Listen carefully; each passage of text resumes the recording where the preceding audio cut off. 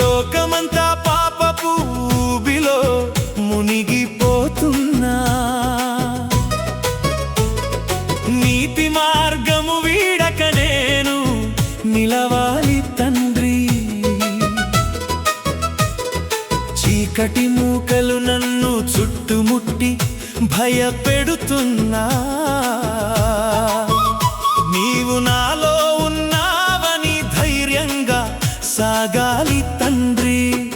నా బలము నీవే, నా జీవము నీవే, ఏ అపాయమైన నన్ను ఏమి చేయలేదు తండ్రి. నీ హస్తము తోడుంటే, నీ వాక్యము నడిపిస్తే, ఏ శోధన ఎదురైన నేను వెనుకంజ వేయను తండ్రి.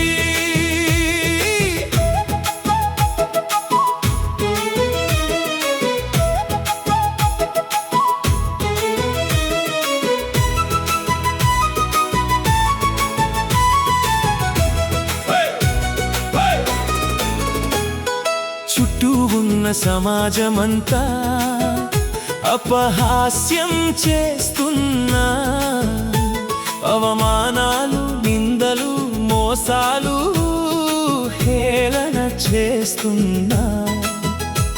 రాజీ పడక ఒంటరిగా నోవాహు ఓడను నిర్మించాడే, ఆ పాపపు లోకాన తన కుటుంబమును రక్షించుకున్నాడే. ఈ రాజీ పడే లోకంలో నన్ను నీతికి తిలోదకాలివ్వనీయక, నీ సాక్షిగా నిలబడే మహధైర్యం నాలో నింపుము తండ్రి. నా బలము నీవే, నా జీవము నీవే, ఏ అపాయమైన నన్ను ఏమి చేయలేదు తండ్రి. నీ హస్తము తోడుంటే, నీ వాక్యము నడిపిస్తే, ఏ శోధన ఎదురైన నేను వెనుకంజ వేయను తండ్రి.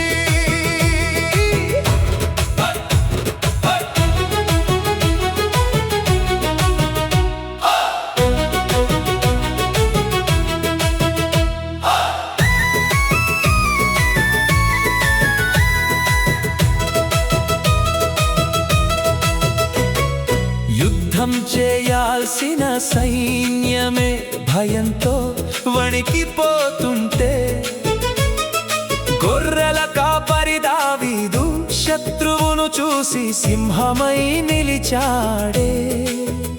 అతి బలవంతుడైన గొల్యాతును నీ నామమున ఎదిరించాడే. అవమానాలు భరించి నీ కృపతోనే విజయం సాధించాడే.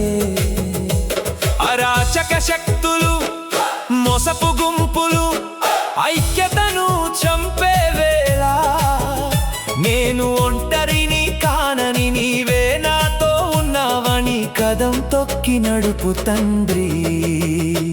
నా బలము నీవే, నా జీవము నీవే, ఏ అపాయమైన నన్ను ఏమి చేయలేదు తండ్రి.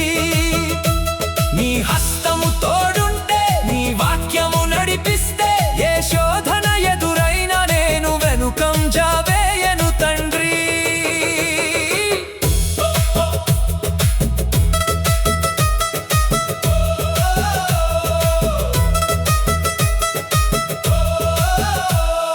శత్రువులు చుట్టుముట్టి నెహెమ్యాను ఎంతో హేళన చేసిన, చీదరింపులు ఎదురైనా దేవుని పనిని అతడు ఆపలేదే. 52 రోజుల్లోనే